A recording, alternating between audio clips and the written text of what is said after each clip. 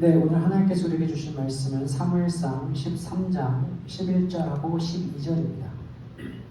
사무엘상 13장 11절과 12절 말씀 있습니다. 사무엘이 이르되 왕이 행하신 것이 무엇이냐 하니 사울이 이르되 백성은 내게서 흩어지고 당신은 정한 날에 오지 아니하고 블레셋 사람은 믹마스에 모였음을 내가 보았으므로 이에 내가 이르기를 블레셋 사람들이 나를 치러 길갈로 내려오겠거늘 내가 여호와께 은혜를 간구하지 못하였다 하고 부득이하여 번제를 드렸나이다 아니라 이는 하나님의 말씀입니다.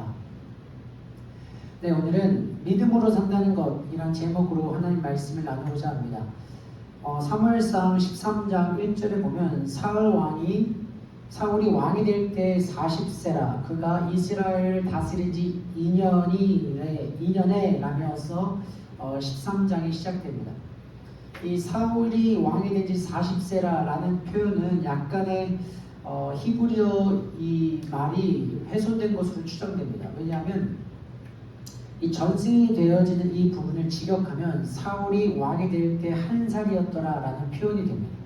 그래서 어떤 신학자들은 사울이 왕이 될 때 1살 아이처럼 순결했다라고 해석을 하기도 하지만 여기에 대해서는 다양한 해석들이 있습니다. 그런데 지금 우리가 읽는 성경에서 40세라라고 되어 있는 것은 이 유대인 역사가 요세푸스에 의하면 이 사울이 왕이 된 지 40세, 즉 사무엘을 기준으로 사무엘이 죽기 전 18년, 그리고 사무엘이 죽고 난 후 22년 이렇게 해서 40세라고 기록을 해놨던 것과 동시에 사도행전 13장에 보면 사울이 왕이 된 지 40년이라는 표현을 가지고 우리가 영어 성경에 기반해서 40세라고 해석을 하고 있습니다.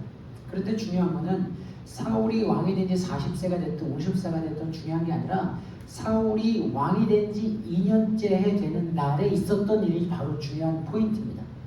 사울이 왕이 된 지 2년째라고 사무엘상 13장이 시작됩니다. 사실 이스라엘 백성들의 역사는 전쟁이었습니다. 이스라엘 백성이 출애굽을 한 그 순간부터 그리고 하나님의 약속의 땅 가나안 땅으로 들어온 그 순간부터 이스라엘 백성은 전쟁의 역사였습니다. 사사시대를 통해서 수많은 민족들이 이스라엘들을 괴롭혔고 또 우리 사무엘상을 읽어보면서 사무엘상 4장에 보면 블레셋과 전쟁에서 이스라엘 백성들이 언약궤를 들고 나갔다가 4,000명 그리고 더 많은 사람들이 죽게 되어지는 것을 보았고 또 11장에서 남본의 나하스와 전쟁을 하게 되어서 사울이 왕이 되자마자 남본의 나하스를 전쟁에서 승리하게 되어지는 그리고 오늘 13장에서 또 블레셋과 전쟁을 하게 됩니다.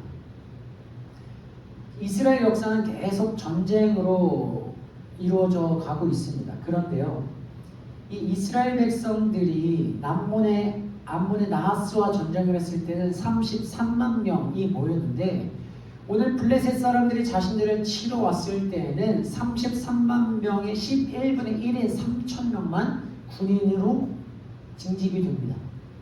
11배가 차이 나는 숫자이죠. 그런데 이스라엘 백성들이 3,000명이 모여서 베델의 산지와 믹마스에 이렇게 진을 쳤다라고 표현을 하는데 사울이 2,000명을 데리고 3,000명 중에 2,000명을 데리고 믹마스, 즉 은폐된 장소라고 불리우는 땅에 있는 그 믹마스에 진을 치고 또 한 부류는 베델, 즉 하나님의 집이라는 그 베델에 있는 산 해발 950m가 되는 그 산지에 진을 치게 됩니다. 즉 은폐된 장소뿐만 아니라 쉽게 올라갈 수 없는 해발 950m의 산에 이렇게 진을 쳤다라는 것은 아주 적은 숫자이지만 그래도 이스라엘 백성들이 자신들을 방어할 수 있는 최적의 요충지를 확보했다라는 것을 우리가 알 수 있습니다. 그리고 이제 나머지 1,000명은 드디어 사울의 아들 누구죠? 요나단입니다. 하나님이 주셨다라는 뜻의 이름을 가진 요나단과 함께 다른 곳에 진을 치게 됩니다. 겨우 3,000명이 모인 이스라엘에 비해서 이 블레셋의 군대는 어마어마했습니다. 병거가 3만 명이었습니다. 병거가 3만. 그러니까 이 글래디에이터에서 보았던 것처럼 말 뒤에 마차로 형식으로 해서 그 바퀴에다가 이게 뾰족한 창을 달고 그 마차 위에서 이제 창으로 찔러 죽이는 그런 어마무시했던 병거가 3만 대, 그리고 말을 탄 사람이 6,000명, 마병이 6,000명. 이 3만 6천 명만 해도 이스라엘 백성의 12배입니다. 그런데 이 보병은 해변에 모래와 같이 많았더라 라고 표현하고 있어요. 마차와 병거와 말을 탄 군인을 제외했음에도 불구하고 그들의 보병의 수가 해변의 모래알처럼 많았다 라는 표현은 이스라엘 백성이 감히 블레셋을 대적해서 전쟁할 수 있는 상황이 아니었음을 정확하게 보여주는 표현입니다. 거기에다가 지난번에도 말씀드렸다시피 블레셋은 철기 문화입니다. 철기 문화, 즉 철로 된 무기를 갖고 있었던 블레셋과는 비례해서 이 이스라엘 백성들의 무기는 형편없었습니다. 그러니까 그들이 가진 무기도 형편없었고, 그들이 갖고 있는 군사의 숫자도 형편없었고, 그들이 갖고 있는 전략도 형편없었습니다. 군사의 사기도 형편없었습니다. 그러니까 이거는 바보가 아니면 누구나 다 알 수 있는 상황이야. 내가 여기서 이 전쟁에서 죽을 수 있겠구나 라는 것을 인간의 본능적으로 느낄 수 있는 이 전쟁의 상황이었습니다. 얼마나 무서웠을까요? 우리는 겨우 3,000명이 이러고 있는데 저기는 병거 탄 사람이 3만 명이고 말을 탄 사람이 6천 명, 그리고 그 주변에 정말로 셀 수 없는 수많은 군인들이 진을 치고 있는 모습에 압도당했을 겁니다. 두렵고 정말로 내가 오늘 여기서 죽을 수 있겠구나라는 그 실제적인 공포가 이스라엘을 엄습했습니다. 그래서 이스라엘 백성들이 그 기회에 억눌려서 바위 틈과 동굴과 이런 숲을, 웅덩이 등 자신의 몸을 움츠려서라도 들어갈 수 있는 모든 구멍들을 찾아 들어가서 이스라엘 백성들이 숨기 시작한 겁니다. 얼마나 무서웠겠습니까? 얼마나 두렵겠어요. 그런데 거기다가 언제 이 전쟁이 시작될지 몰라요. 그저 숨죽이고 쟤네들이 언제 우리를 치러오는지를 보고 있는 상황이었어요. 그런데 사울은 사무엘을 기다리고 있었습니다. 이스라엘의 정신적 지주였던 사무엘이 일주일 후면 온다고 했는데, 이 이스라엘 백성들의 정신적 지주만 온다 할지라도 그래도 사기를 진작시킬 수 있는데 사무엘이 아무리 기다려도 오지 않는 겁니다. 그리고 이스라엘 백성들은 더 이 공포가 심각해져서 공포에 잡아먹히기 시작해서 이제 무기를 버리고 도망가는 탈영병까지 생기기 시작했습니다. 얼마나 두렵겠습니까? 누군가는 무기를 버리고 도망가고 있고 그 모습을 보면서 나도 도망가야 되나? 내가 여기서 지금 자리를 치는 게 무슨 의미가 있지? 내가 저 블레셋 사람들과 전쟁하는 것이 무슨 의미가 있을까라면서 더 많은 공포를 먹고 있는, 즉 이스라엘 백성들이 칼을 뽑아보기도 전에 이스라엘이라는 나라가 망할 위기에 직면해 있었던 겁니다. 여러분, 사울은 얼마나 답답했겠습니까? 막 으쌰으쌰해서 저 사람들을 이렇게 기세로라도 이기고 물리쳐야 되는 그 현실 속에서 내 백성들은 지난번 전쟁에 비해서 3,000명밖에 모이지 않았고 그 3,000명조차 용맹하게 강하고 담대하게 서 있는 것이 아니라 자신들의 목숨이 잃을까 두려워서 이 바위 틈, 숲을, 웅덩이에 들어가서 숨어있는 모습들, 그리고 그것조차 견디기 어려워서 이 전장을 탈영해버리는 그 사람들을 보면서 얼마나 마음이 불안하고 초조했겠어요.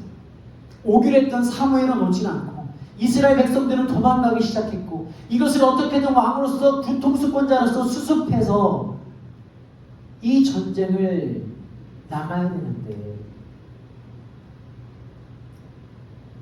가만히 있다가 진짜 아무것도 못하고 손도 써보지도 못하고 죽는 거 아닌가 라는 두려움과 불안함과 초조함이 사울의 마음에 엄습합니다. 그래서 드디어 사울이 결정을 내립니다. 9절입니다. 사울이 이르되 번제와 화목제물을 이리로 가져오라 하여 번제를 드렸더니, 마음이 다급해진 사울은 사람들에게 번제와 화목제물을 가져오라 라고 말합니다. 그리고 하나님 앞에 제사를 드립니다. 하나님께 예배를 드림을 통해서 사람들의 마음을 수습하고 사람들의 마음에 안정을 주고, 그래서 다시 이 사람들이 이 블레셋을 향하여서 전진할 수 있는, 전쟁을 치를 수 있는 그러한 상황을 만들기 위해서 하나님 앞에 예배를 드립니다. 사람들이 불안해하기 때문에, 또 하나님 앞에 예배를 드리지 않았기 때문에 하나님 앞에 예배를 드리는 사울의 모습이 굉장히 잘한 것처럼, 신앙인 것처럼 보여지기도 합니다. 그런데 여러분, 여기서 사울은 돌이킬 수 없는 두 가지 실수를 합니다.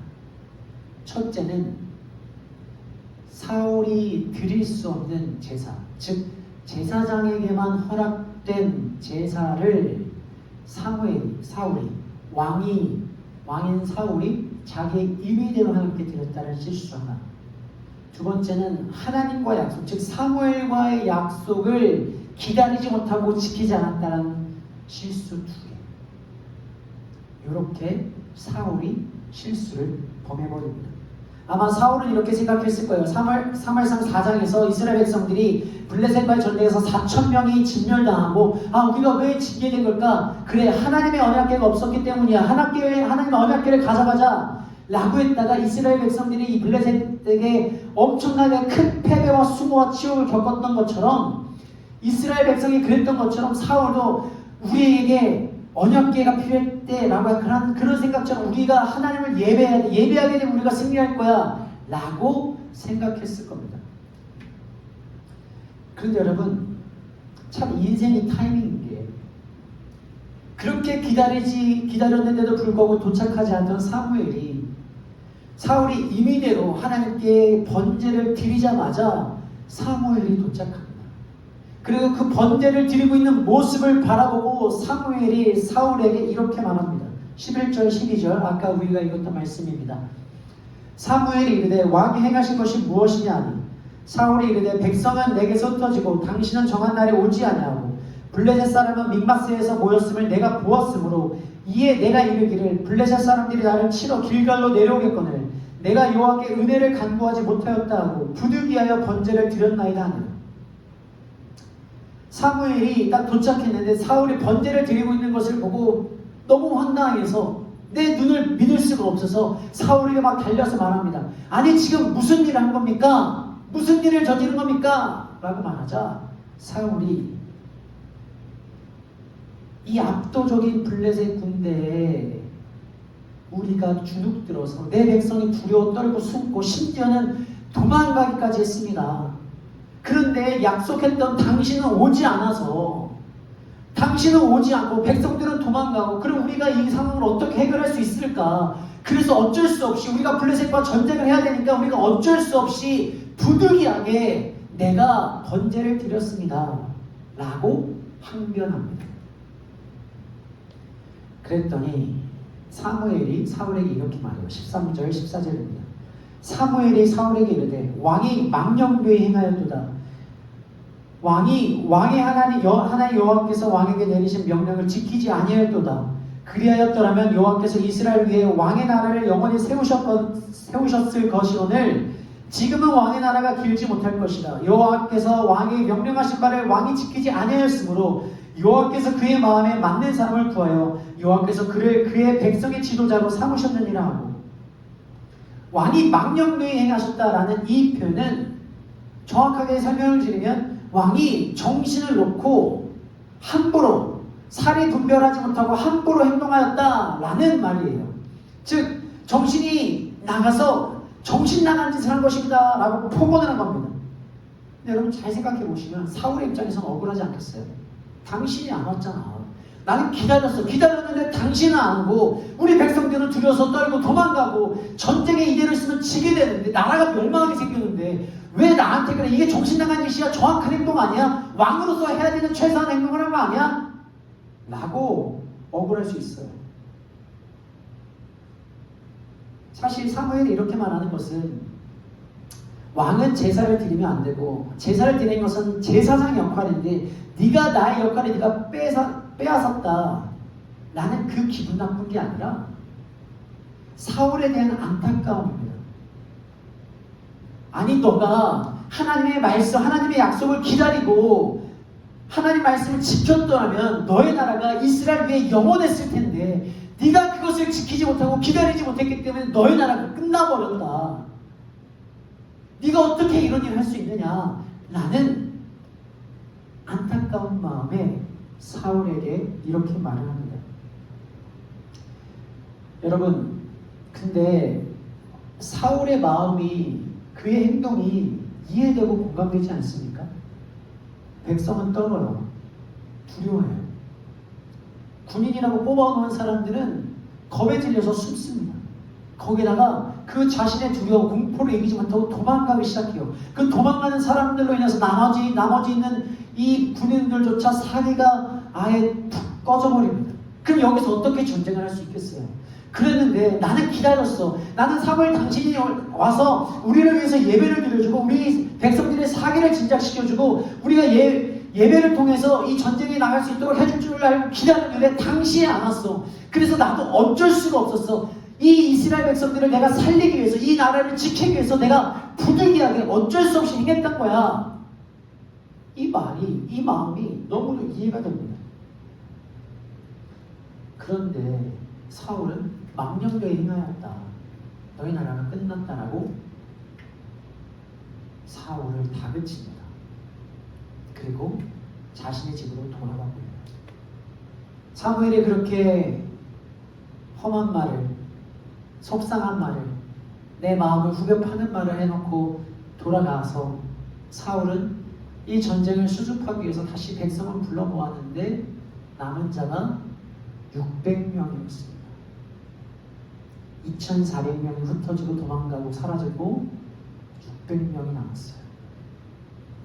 여러분, 사울의 마음이 이해되시죠? 충분히 이해가 됩니다. 제가 사울이었어도 충분히 그렇게 행동했을 것 같아요. 그런데 인간적인 마음에서는 사울의 행동이 이해가 되는데 믿음의 관점에서 보면 이야기가 달라집니다. 여러분, 제가 아까 처음에 이스라엘의 역사는 전쟁의 역사였다라고 말씀드렸지 않습니까? 그런데 이스라엘의 역사를 잘 보면 이스라엘은 단 한 번도 숫자로 전쟁해 본 적이 없어요. 이스라엘은 단 한 번도 군사적 전략으로 전쟁해 본 적이 없습니다. 이스라엘은 단 한 번도 군대의 무기로 전쟁해 본 적이 없습니다. 이스라엘을 출애굽시키기 위해서 이 가장 강력했던 애굽이라는 나라 바로왕 앞에 모세 혼자 섰습니다. 삼손은 블레셋 사람들을 치기 위해서 한 손에 나귀턱뼈를 쥐고 홀로 섰습니다. 기도는 미디온 이 군사들을 13만 3천 명이라는 그 대군을 상대하려고 했을 때 300명의 사람과 함께 섰습니다.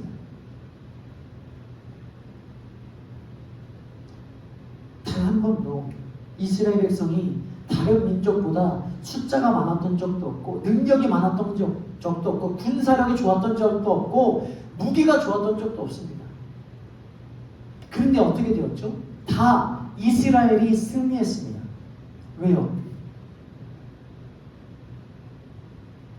숫자가 많고 좋은 무기를 가지고 있고 군사력이 좋고 전략이 있다 할지라도 그들이 패배할 수밖에 없었던 이유는 그들에게는 하나님이 없었고 이스라엘이 숫자가 적고 두려움에 쌓여있고 떨며 공포에 휩싸여있다 할지라도 무기가 없다 할지라도 숫자가 적다 할지라도 이스라엘이 승리할 수밖에 없었던 이유는 하나님께서 그들과 함께 하셨기 때문에 그렇습니다.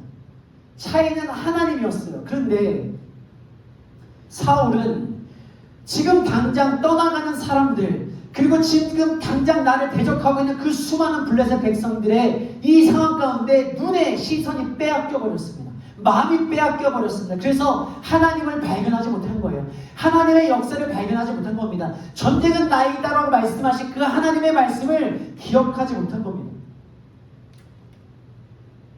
그래서 어쩔 수 없이 너무 급해서 너무 불안하고 초조해서 하나님이 응답하지 않으셔서 하나님이 기다리게 해서 하나님이 약속한 대로 안 해주셔서 내가 어쩔 수 없이 부득이하게 했다라고 말한 거죠. 여러분, 우리가 이 사울이 했던 이 행동들을 우리가 인간적으로 이해하고 공감하는 이유는 우리도 그렇게 살아가고 있기 때문에 그렇습니다. 우리가 다른 애들은 다 대학 가고 잘 살고 있는데 나는 삼수하고 사수하고 좋은 대학 못 가고, 다른 사람들은 다 취업하고 어느 정도 자리를 잡아가고 있는데 난 여전히 취업을 준비하고 있고 앞으로 어떻게 인생을 살아갈지도 모르겠고, 다른 사람들은 다 나이가 돼서 결혼을 하고 자녀를 갖는데 나는 여전히 혼자 어떻게 될지 모르는 이 막막한 삶을 살아가고 있을 때, 때론 이스라엘 군대가 이 압도적인 상황으로 말미암아 불안하고 떨며 도망갔을 때 우리도 우리들의 상황으로 말미암아 외면하고 도망가고 피하고 싶을 때가 한두 번이 아닙니다. 우리들의 상황으로 인해서 다른 사람과 비교함을 통해서 내 인생이 초라하고 불안하고 두려울 때가 한두 번이 아닙니다. 그러면서 우리는 항상 얘기합니다. 내가 하나님께 기도했는데 하나님 응답하지 않으셨잖아요. 나는 하나님의 말씀을 기다렸는데 하나님이 응답하지 않으셨잖아요. 나 노력했는데 하나님께서 응답해 주시지 않으셨잖아요. 그래서 어쩔 수 없이 내 생각대로 했어요. 하나님 어쩔 수 없이 부득이하게 내 마음대로 했어요. 하나님께서 응답하지 않으셨기 때문에 나도 어쩔 수 없었어요. 불안했어요. 초조했어요. 두려웠어요. 그래서 내 마음대로 했어요. 라고 말하곤 합니다. 그런데 여러분, 믿음을 가졌다는 것은 절박하고 긴박한 이 순간, 하나님의 응답이 없는 것 같은 그 순간, 하나님이 내게서 사라진 것 같은 그 순간에 하나님을 믿는 겁니다. 하나님의 일하심을, 하나님이 이루심을, 하나님의 역사를 신뢰함으로 기다리는 겁니다. 여러분, 우리는 때론 믿음을 이렇게 생각해요. 예배에 나와서, 일주일에 한 번 예배 나와서 예배를 드리고 주일학교 봉사하고 섬기고, 그럼 나는 믿음이 좋다라고 생각을 합니다. 물론 예배 나와서 하나님 앞에 예배를 드리는 거 너무 중요해요. 근데 그게 우리들의 믿음을 증거하진 않습니다. 우리들의 믿음은 언제 증거되고 언제 발현되냐면, 정말로 이 블레셋이 나를 이렇게 치러 올라오는 그 압도적인 숫자가 나를 치러 올라오는 그 상황에서 나는 할 수 있는 게 없어. 두렵고 떨리고 초조하고 불안하고 내가 아무것도 할 수 없어서 하나님 앞에 기도하는데 하나님의 내 기도에 응답하지 아니하시고 하나님이 숨어 보이는 것처럼 느껴지고 하나님이 사라진 것처럼 느껴지는 그 순간, 하나님이 여전히 내 삶 가운데 역사하고 계신다. 하나님이 여전히 내 삶 가운데 일하고 계신다. 하나님이 여전히 내 삶을 이루어 가실 것이다라고 믿음으로 믿고 하나님이 일하실 것을, 하나님이 이루실 것을 신뢰함으로 오늘을 살아가는 그 평안함으로 살아가는 그 믿음이 바로 믿음이에요. 여러분, 만약에 사울이 진짜로 하나님께서 이스라엘 백성들을 구원하셔서 블레셋을 치게 하실 거라는 것을 온전히 진심으로 믿었더라면 그렇게 불안하고 초조할 수 있었을까요? 도망가는 백성들을 향해서 야, 도망가지 마, 하나님께서 이루실 거야, 조금만 기다려봐, 두렵지, 떨리지, 괜찮아, 하나님이 이것을 역전시키실 거야, 하나님께서 이것을 이루어 가실 거야, 우리는 그냥 보면 돼, 우리는 하나님의 역사를 보면 돼, 우리는 그 역사의 현장을 떠나면 안 돼, 떠나지 마 라고 백성들을 위로했을 거예요. 그런데 하나님이 일하실 것이다, 하나님이 역사하실 거다, 하나님이 이루실 것이다 라는 것에 대한 신뢰가 없었기 때문에 하는 말이 어쩔 수 없었어요. 내가 했어요. 하나님이 응답하지 않으셔서 하나님께서 나를 기다리게 해서 하나님께서 숨어 계신 것처럼 느껴져서 하나님이 무력해 보이고 무능력해 보여서 어쩔 수 없이 부득이하게 내가 했어요 라는 겁니다. 여러분, 우리의 삶도 마찬가지예요. 우리가 불안하고 초조한 우리들의 삶의 현실을 타개하기 위해서 내가 뭔가를 해야 될 것 같은 그런 생각이 들 때가 굉장히 많습니다. 내가 지금 아무것도 하지 않으면 내 인생이 무너질 것 같고 다른 사람들보다 뒤처질 것 같고 내가 잘못될 것 같다라는 느낌이, 그 마음이 들 때가 너무 많아요. 그런데 이렇게 한번 생각해 볼까요? 내가 아무리 열심히 아무리 최선을 다해서 노력해도 하나님보다 잘할 수 있을까요? 내가 아무리 정확한 시간과 완벽한 계획과 완벽한 타이밍을 준비한다 할지라도 하나님보다 잘할 수 있을까요? 불가능합니다.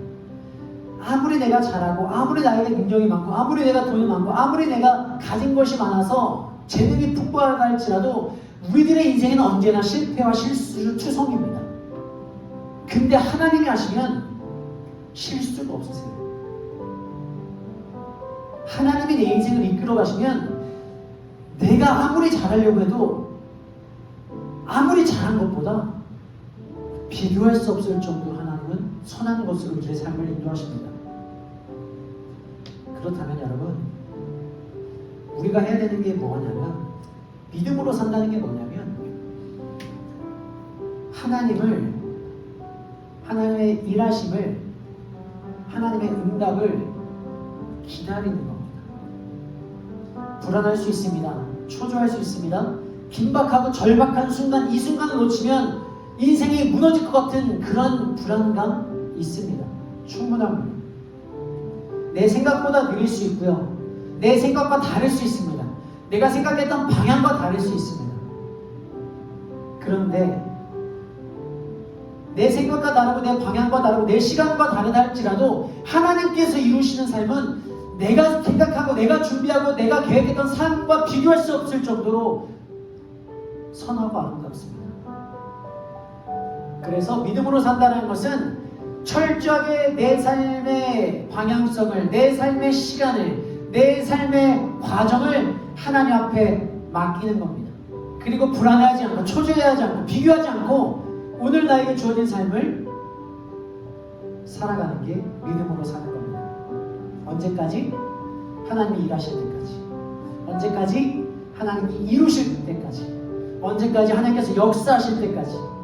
우리는 하나님께 맡기고 하나님을 신뢰하며 오늘 우리에게 주어진 내가 할 수 있는 부분을 최선을 다해서 살아가는 겁니다. 살아가는 우리 모든 성도 여러분, 하나님의 자녀 여러분, 하나님을 신뢰합시다. 내 삶 가운데서 내 인생의 계획에서 무너지고 나락으로 떨어지고 짓밟히고 실패하고 낙심하고 있는 그 상황 가운데서라도 하나님께서 이 모든 것을 선한 것으로 이끌어 가실 거야. 그때가 올 거야. 하나님이 이루어 가실 거야. 그러니 나는 하나님의 선하심을 믿으며 오늘 하루 살아가는 거야. 이게 믿음으로 사는 겁니다. 그렇게 살아가게 될 줄로 믿습니다. 그렇게 살아가는 저와 여러분이 되어지기를 주님의 이름으로 축복합니다. 함께 기도하겠습니다. 하나님 아버지 감사합니다. 하나님 살아가다 보면 다른 사람들과 비교하다 보면 내 삶이 너무 초라하고 무기력하게 느껴질 때가 있습니다. 다른 사람들은 잘 살고 있는 것 같은데, 다른 사람들은 성공해서 잘 나가는 것 같은데 나는 세상에 압도되어 가진 것도 없고 능력도 없고 숫자도 적고 내세울 게 아무것도 없어서 불안하고 초조하고 두렵습니다. 그래서 언제나 우리는 하나님의 약속을 기다리지 못하고 어쩔 수 없이 부득이하게 내가 그럴 수밖에 없었다라고 자기 합리화를 합니다.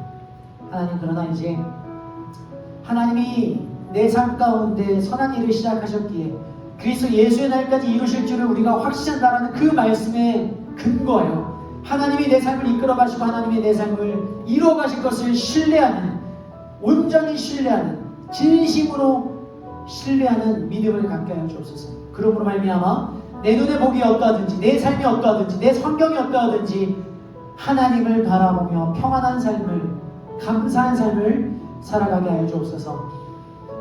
이제는 우리 주 예수 그리스도의 은혜와 우리를 사랑하실 때 끝까지 사랑하신 하나님의 사랑하심과 성령 하나님의 감화감동 역사 충만케 하시는 은혜가 지금 이 자리에 하나님을 신뢰함으로 하나님께 모든 것을 맡겨드리고 내어드리기로 다짐하는 하나님의 백성들 머리머리 위에, 그들의 일터와 일생과 만남 위에 이제로부터 영원토록 함께하옵시기를 간절히 축원하옵나이다. 아멘.